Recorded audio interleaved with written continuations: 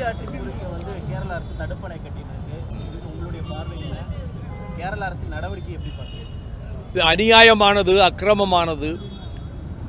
முல்லை பெரியாறு அணையை, பென்னிக்குக் அணையை உடைக்க வேண்டும் என்று சொல்லி அவர்கள் செய்த முயற்சிகள் எல்லாம், கேரளத்தினர் செய்த முயற்சிகள் அனைத்தும் தோற்று போயின. எல்லா அரசியல் கட்சிகளும் கேரளத்திலே அவர்கள் அங்கே முல்லை பெரியாறில் அணை கட்ட வேண்டும் என்கிற போது உச்சநீதிமன்றத்திற்கு வழக்கு சென்றது. உச்சநீதிமன்றம் 2 உச்சநீதிமன்ற நீதிபதிகளை கொண்ட குழு அமைத்தது. அணை வலுவாக இருக்கிறது. இன்னும் 1000 ஆண்டுகள் ஆனாலும் அது கரிகாலன் கட்டிய கல்லணையைப் போல வலுவாக இருக்கும் என்று தெரிந்தும் இடுக்கி அணைக்கு தண்ணீர் கொண்டு போவதற்காகவே இந்த அக்கிரமத்தை செய்கிறார்கள். நாங்கள் இந்த முல்லை பெரியாரை இடித்துவிட்டு புது அணை கட்டப்போகிறோம் என்று போலதான் முதலாக சொல்லுகிறார்கள். சிலந்தி நதியில் ஒரு துணை ஆற்று, அந்த நதி கொள்ளிடத்திலே ஒரு துணை ஆற்றிலும் துணை நதியிலும் அவர்கள் அணை கட்டுவதற்கு ஏற்பாடு செய்து கொண்டிருக்கிறார்கள். மத்திய அரசு நடுநிலையோடு ஒரு மாநிலம் இன்னொரு மாநிலத்தை வஞ்சிக்க கூடாது என்ற முறையிலே அவர்கள் இதை அனுமதிக்க கூடாது, அனுமதிக்க மாட்டோம் என்று பலமுறை அவர்கள் நீதிமன்றத்திலும் மத்திய அரசு வாக்குறுதி கொடுத்தது. ஆனால் இன்றைக்கு மார்க்சிஸ்ட் கம்யூனிஸ்ட் தலைமையிலே நடைபெறுகிற கேரள அரசு நாங்கள் அணை கட்டியே தீர்வோம், அணையை உடைத்தே தீர்வோம் முல்லை பெரியாரை என்று சொல்லிக் கொண்டிருக்கிறார்கள். இதை எதிர்த்து தமிழ்நாடு அரசு நீதிமன்றத்திலே அதற்கு எதிர்ப்பான கருத்துக்களை பதிவு செய்திருக்கிறது.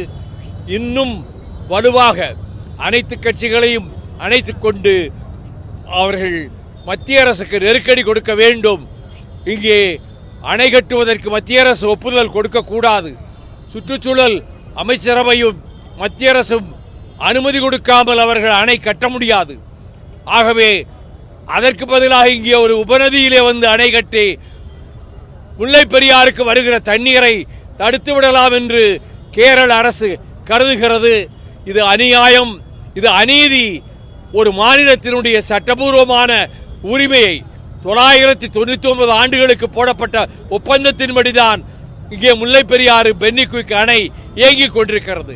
ஆனால் அதை எப்படியாவது இடித்து விட வேண்டும், தங்களுக்கென்று ஒரு அணை கட்டி இடுக்கிக்கு கொண்டு போய் விட வேண்டும் என்று பிடிவாதமாக இருக்கிறார்கள்.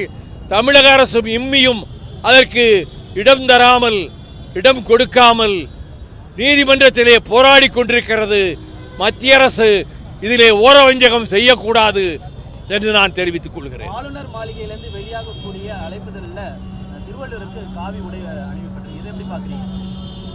இது ஆளுநர் இந்த மாநிலத்திற்கு வந்ததிலிருந்து செய்கின்ற அக்கிரமமான செயல்களிலே ஒன்று. திருவள்ளுவர் ஜாதி மதங்களுக்கு அப்பாற்பட்டவர். அவருடைய திருக்குறளிலே எந்த ஊரின் பெயர் கூட இருக்காது, எந்த மன்னன் பெயரும் இருக்காது, எந்த மதத்தின் பெயரும் இருக்காது. ஆனால் அவர்கள் காவி வண்ணத்திலே சில இடங்களிலே உடைகளை போர்த்தினார்கள். இப்பொழுது ஆளுநர் மாளிகையிலேயே ஒரு வெறிபிடித்த மனிதர் அங்கே ஆளுநராக இருந்து அந்த பதவியையே அவர் அநாகரீகமான ஒரு வழியிலே செலுத்தி கொண்டிருக்கிறார். அவர்கள் வள்ளுவர் படத்துக்கு காவி உடை அணிவித்தாலும், எங்கே காவி உடை அணிவித்தாலும் அதையெல்லாம் தாண்டி உலகம் போற்றுகின்ற, உலகம் பின்பற்ற வேண்டிய கவிஞர்தான் திருவள்ளுவர் என்பதை நான் கூறுகிறேன். இந்த முயற்சிக்கு கவர்னரை கடுமையாக கண்டிக்கிறேன். பிரதமர் தான் மனித பிறவி அல்ல, கடவுளால் அனுப்பப்பட்ட தூதன் என்றார். இது மாதிரி 14ஆம் லூயி தான் பிரான்ஸ் நாட்டில் தி ஸ்டேட், ஐ ஆம் தி ஸ்டேட், இந்த நாடு என்பதே நான் தான் அப்படின்னு சொன்னவன் 14ஆம் லூயி.